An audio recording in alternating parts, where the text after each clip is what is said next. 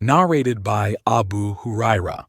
I said, O Allah's Apostle, who will be the luckiest person who will gain your intercession on the day of resurrection? Allah's Apostle said, O Abu Huraira, I have thought that none will ask me about it before you, as I know your longing for the learning of Hadiths. The luckiest person who will have my intercession on the day of resurrection will be the one who said sincerely from the bottom of his heart, None has the right to be worshipped but Allah.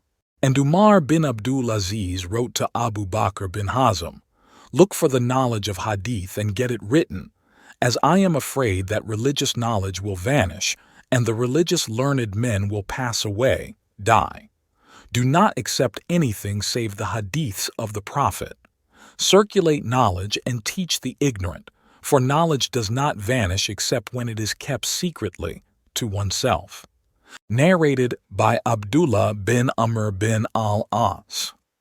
I heard Allah's Apostle saying, Allah does not take away the knowledge by taking it away from the hearts of the people, but takes it away by the death of the religious learned men till when none of the religious learned men remains. People will take as their leaders ignorant persons who, when consulted, will give their verdict without knowledge. So they will go astray and will lead the people astray. Narrated by Abu Sa'id al-Khudri. Some women requested the Prophet to fix a day for them as the men were taking all his time. On that he promised them one day for religious lessons and commandments. Once during such a lesson the Prophet said, A woman whose 3 children die will be shielded by them from the hell fire. On that a woman asked, If only 2 die? He replied, Even 2 will shield her from the hell fire. Narrated by Ibn Abu Mulaika. Whenever Aisha, the wife of the Prophet, heard anything which she did not understand, she used to ask again till she understood it completely. Aisha said, Once the Prophet said, Whoever will be called to account about his deeds on the day of resurrection will surely be punished.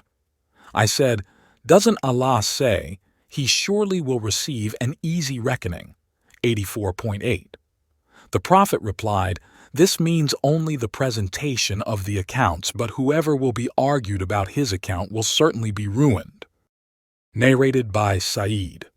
Abu Shirai said, When Amr bin Sa'id was sending the troops to Mecca to fight Abdullah bin Az-Zubayr, I said to him, O chief, allow me to tell you what the Prophet said on the day following the conquests of Mecca. My ears heard and my heart comprehended, and I saw him with my own eyes when he said it. He glorified and praised Allah and then said, Allah and not the people has made Mecca a sanctuary. So anybody who has belief in Allah and the last day, that is a Muslim, should neither shed blood in it nor cut down its trees. If anybody argues that fighting is allowed in Mecca as Allah's Apostle did fight in Mecca, tell him that Allah gave permission to his Apostle, but he did not give it to you. The Prophet added, Allah allowed me only for a few hours on that day of the conquest, and today, now, its sanctity is the same, valid, as it was before. So it is incumbent upon those who are present to convey it, this information, to those who are absent. Abu Shirai was asked, What did Amr reply? He said, Amr said, O Abu Shirai, I know better than you in this respect. Mecca does not give protection to one who disobeys Allah or runs after committing murder or theft and takes refuge in Mecca. Narrated by Abu Bakr. The Prophet said, No doubt your blood, property, the sub-narrator Muhammad thought that Abu Bakr had also mentioned, and your honor, chastity, are sacred to one another as is the sanctity of this day of yours in this month of yours. It is incumbent on those who are present to inform those who are absent. Muhammad the sub-narrator used to say, Allah's Apostle told the truth.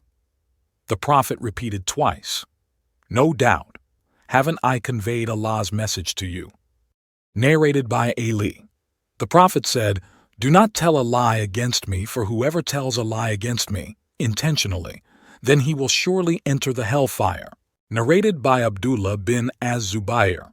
I said to my father, I do not hear from you any narration, Hadith, of Allah's apostle as I hear his narrations from so and so? Az-Zubayr replied, El was always with him, the Prophet, and I heard him saying, Whoever tells a lie against me intentionally, then surely let him occupy his seat in hellfire. Narrated by Ash-Shabi.